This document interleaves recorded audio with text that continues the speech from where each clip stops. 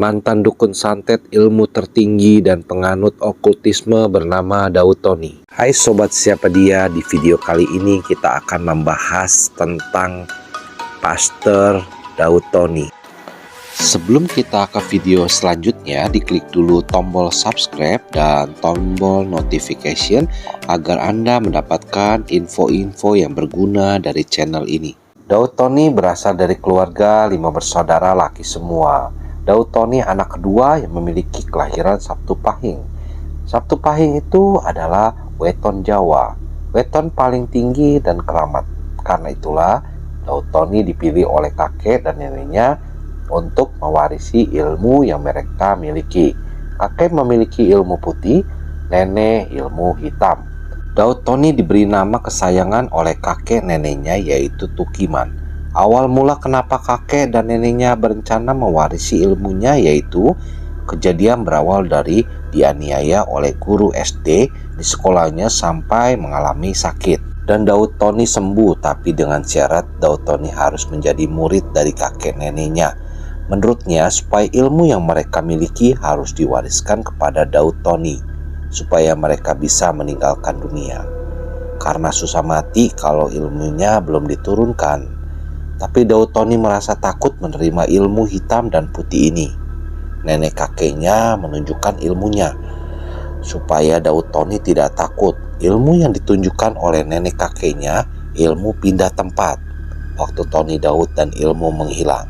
Hal itu dia merasa kagum, hebat lihat nenek kakeknya mempunyai ilmu itu. Akhirnya Daud Tony tertarik untuk belajar ilmu itu. Daud Tony harus melewati ujian, harus lewat kuburan dulu, tempat gelap yang tidak ada unsur cahaya. Menurut kakeknya, mentalnya dulu diuji. Waktu itu dilakukan oleh Daud Tony. Sang kakek hanya melihat dari jauh, takut terjadi sesuatu. Umur Daud Tony masih 9 tahun saat melakukannya. Daud tidak merasa takut belajar ilmu itu. Bahkan lihat setan sudah biasa karena temannya setan. Untuk belajar ilmu itu, Daud Tony harus melakukan berbagai ritual. Ritual itu 7 hari tidak makan dan tidak minum. Yang susah itu di hari 1 dan kedua. Hari selanjutnya sudah gampang. Ilmu pertama yang Daud Tony belajar itu Aji Tapak Banyu. Ilmu ini ilmu menggambang di atas air. Tahap dasar ilmu ini menyatu dengan alam. Untuk bisa mempelajari ilmu selanjutannya, harus bisa mempelajari ilmu pertama ini dulu, kata Daud Tony. Ada saat tertentu Daud dibawa ke perbukitan, ke gunung, itu udah pasti.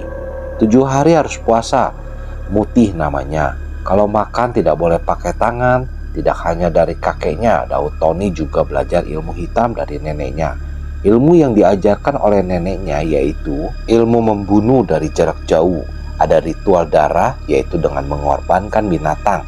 Waktu itu Daud Tony diberitahu kalau tidak ingin melukai diri sendiri harus membunuh orang karena darah buat ritual yang dibicarakan. Tapi Daud Tony tidak mau, jadi lebih baik melukai diri sendiri saja. Darah dicurahkan dan darah itu dipersembahkannya juga. Ada namanya jarum emas dan tembaga. Itu dipasang susuk untuk kebal senjata. Waktu itu Daud Tony masih ingat harus dimakan. Syarat dari neneknya, Daud Tony memakan jarum emas dan tembaga. Namun Daud Tony yakin neneknya tidak mungkin mencelakakan Daud Tony. Waktu Daud Tony makan itu, tenggoroknya merasa sakit sekali. Dan tiba-tiba neneknya, jarum yang ditenggorokan seperti berjalan mengikuti gerakan jari telunjuk guru Daud. Seiringnya waktu berjalan, Daud Tony menguasai ilmu hitam tertinggi dan ilmu putih tertinggi. Ilmu-ilmu Daud Tony banyak sekali yang dimilikinya, yaitu ilmu sirap, mencomot pikiran orang, aji lembu sekilan, yaitu kebal bacok, ilmu sukmo, yaitu pencabut roh, aji saipi, angin pergi ke tempat jauh dalam waktu 1 detik, ilmu aji pangliman, yaitu menghilang, ilmu santet, ilmu kebal, ilmu pelet, pasang susuk, aji singos lodoyo, ilmu memanggil hewan, ilmu mematikan lampu, aji setan kober, aji brojo lamatan, yaitu memiliki tubuh yang dilapisi besi kuning, ilmu guntur geni, yaitu pukulan tapak tanpa rasa dan tidak luput, Daud-Toni memiliki 100 macam pusaka, kitab, stambul, jimat, dan lain-lain. Lama-lama sang kakek dan nenek berkata kepada muridnya yaitu Daud-Toni, "Sudah saatnya kami kakek nenekmu meninggalkan Daud-Toni, dan pesan dari nenek kakek, kelak ada sinar terang yang akan mempertemukan siapa raja di dunia semesta ini." Daud-Toni waktu itu belum paham maksud pesan dari kakek neneknya.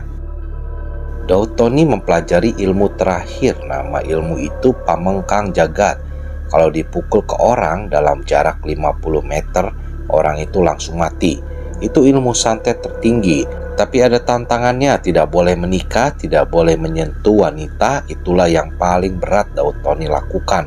Butuh berbulan-bulan untuk menguasai ilmu itu, kata Daud-Toni.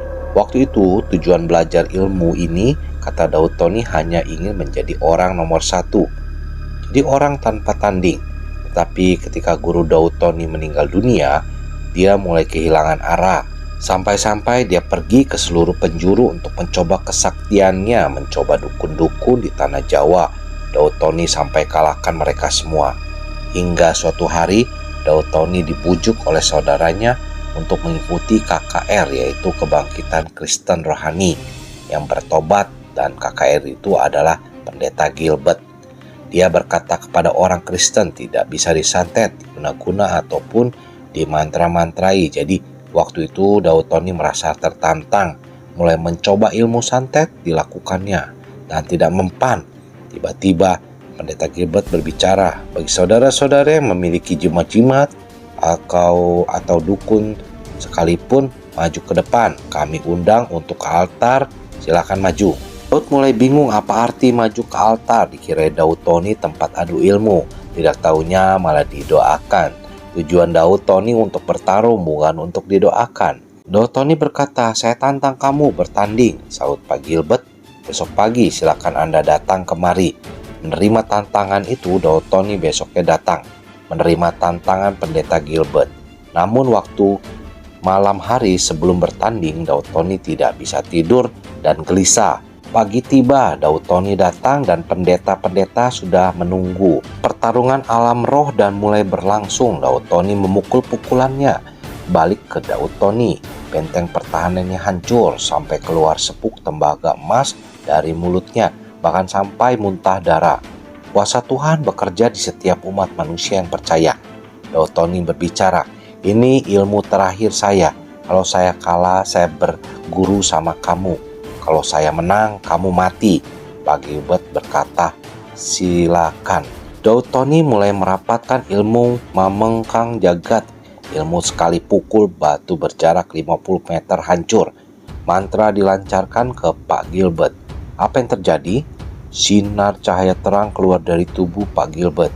Namun Daud-Toni ingat pesan gurunya, "Kamu akan melihat suatu cahaya terang yang disebut nur cahaya." Tapi Daud-Toni ambil keputusan tetap maju. Oh tidak, Daud-Toni terpental 10 meter dan hilang ingatan selama 1 tahun. Kisah ini nyata dan mujizat Tuhan yang Maha Kuasa. Tidak ada satupun jalan keselamatan kalau tidak melalui Tuhan Yesus.